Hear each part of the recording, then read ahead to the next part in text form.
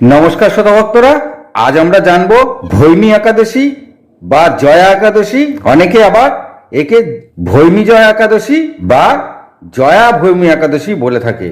শ্রোতা ভক্তরা, এই একাদশী হলো মাঘ মাসের শুক্লপক্ষের একাদশী। তো ভক্তরা খুব মন দিয়ে শুনবেন।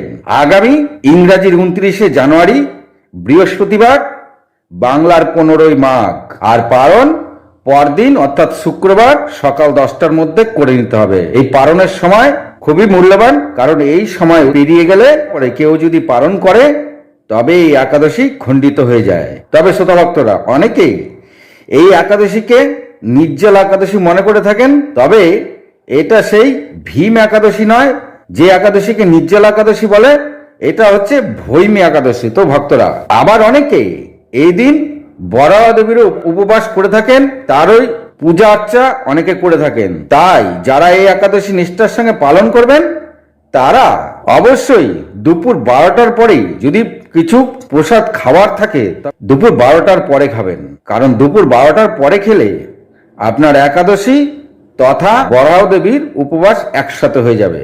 তো শ্রোতা ভক্তরা, শাস্ত্রে কথিত আছে, একবার মহারাজ যুধিষ্ঠির ভগবান শ্রীকৃষ্ণকে প্রশ্ন করেছিলেন, হে মধুসূদন, আগামী মাঘ মাসের শুক্লপক্ষের একাদশীর নাম কি আর তার মাহাত্ম্যই বা কি? তখন ভগবান শ্রীকৃষ্ণ মৃদু এসে যুধিষ্ঠিরকে বলেছিলেন, হে কুন্তিনন্দন, মন দিয়ে শোনো।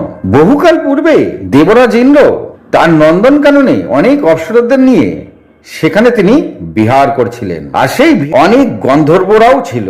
আর সেই গন্ধর্বদের মধ্যে মাল্যবান ও পুষ্পবন্তী নামে দুজন ছিল। তারা দুজন দুজনকে ওই বিহারের সময় চোকাচোকি হওয়াতে একে অপরকে পছন্দ করে ফেলান। কিন্তু ভক্তরা, এর কিছুকাল পরে দেবরাজ ইন্দ্র তার সবাই অনেক দেবতা তথা গন্ধর্বদের তিনি আমন্ত্রণ করেছিলেন। সেই গন্ধর্ব মাল্যবানে এসেছিল, আর এই মাল্যবানের পিতার নাম ছিল পুষ্পদত্ত। আর সেখানে বিহারের সময় যে তিনি পুষ্পবন্তীকে দেখেছিলেন, সেই পুষ্পবন্তীও সেখানে এসে হাজির হয়েছিল। এই পুষ্পবন্তীর পিতার নাম ছিল চিত্রসেন আর স্ত্রীর নাম ছিল মালিনী। তারাও সেখানে উপস্থিত হয়ে সেই অনুষ্ঠানে মাল্যবান বাদ্য বাজাচ্ছিল, পুষ্পবন্তী নৃত্য করছিল। কিন্তু সেখানে দুজন দুজনকে দেখে দুজন দুজনের প্রেমে পড়ে যান, দুজন দুজনের উপর আকর্ষিত হয়ে পড়েন।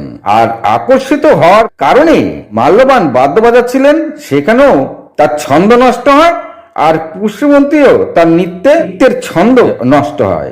এই ব্যাপারটা দেবরাজ ইন্দ্রর চোখে পড়ে যায়। তখন দেবরাজ ইন্দ্র মাল্যবান আর পুষ্পবন্তীকে ডেকে তাদেরকে বললেন, তোমাদের এত বড় সাহস, তোমরা যে কাজ এখানে করছো এ তো ঐতিহাসিক কাজ, এসব কাজ তো স্বর্গে হয় না। তাই আমি তোমাদেরকে অভিশাপ দিচ্ছি, এখনই তোমরা পিশাচ জনিতে জন্ম নাও। দেবরাজ ইন্দ্রর মুখে এরকম অভিশাপ শুনে তারা দুজনেই দেবরাজ ইন্দ্রর পায়ে পড়ে যায়। মাল্যবান বললেন, হে রাজন, আমাদের এই লঘু পাপে আপনি এত বড় গুরুদণ্ড কেন দিলেন? আমরা তো এত বড় পাপ করিনি যে আপনি আমাদেরকে পিশাচ জনিতে জন্ম নেওয়ার কথা বললেন। দেবরাজ ইন্দ্রের অভিশাপে মাল্যবান আর পুষ্পবন্তী সোজা সেখান থেকে হিমালয়ের এক বরফের জায়গায় এসে পড়লেন। আর তাদের শরীর তখন পৈশাচিক রূপ ধারণ করেছে। পৈশাচিক রূপে তারা খুবই কষ্ট পেতে থাকলেন।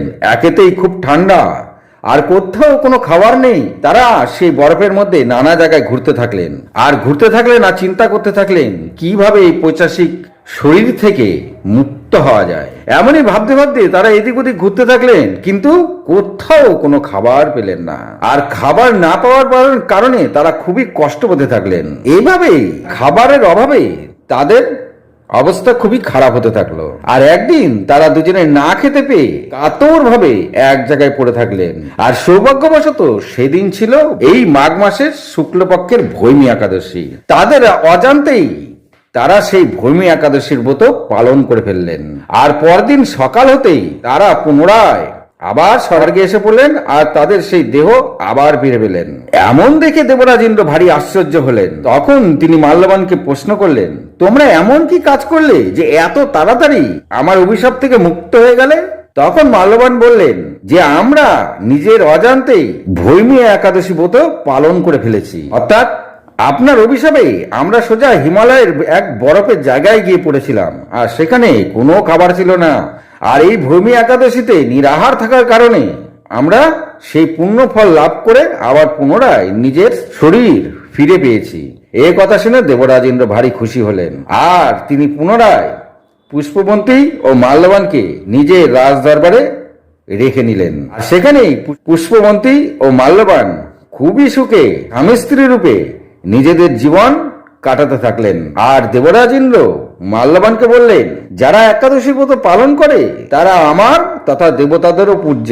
তাই তিনি মাল্যবানকে ভারী সম্মান দিতে থাকলেন। তো ভক্তরা, ব্রহ্ম বৈবর্ত পুরাণে খুব সুন্দরভাবে উল্লেখ করা রয়েছে, যারা এই একাদশী ব্রত নিষ্ঠার সঙ্গে পালন করেন আর রাত্রি জাগরণ করে সময় মতন পালন করে নেন, তারা সহস্র গাবিদানের ফল লাভ করে থাকেন। এছাড়া ব্রহ্মহত্যার মতন মহাপাপ থেকে তারা উদ্ধার পেয়ে থাকেন এবং যত রকম যজ্ঞ আছে সমস্ত যজ্ঞের পুণ্য ফল লাভ করে থাকেন। আর মৃত্যুর পরে সে অনন্ত কাল পর্যন্ত বৈকুণ্ঠ ধামে বসবাস করে থাকেন। শ্রোতা ভক্তরা, যারা এই একাদশী ব্রত কোনো কারণবশত পালন করতে পারবেন না, তারা অবশ্যই এই একাদশীর ব্রত শ্রবণ করবেন। যদি এই একাদশীর ব্রত শ্রবণও করেন, তবুও অগ্নিস্তক যজ্ঞের ফল লাভ হয়ে থাকে। ভক্তরা, আজ এই পর্যন্তই। যদি ভালো লাগে একটি লাইক, একটি সাবস্ক্রাইব করে দেবেন। ভালো থাকুন, সুস্থ থাকুন, নমস্কার।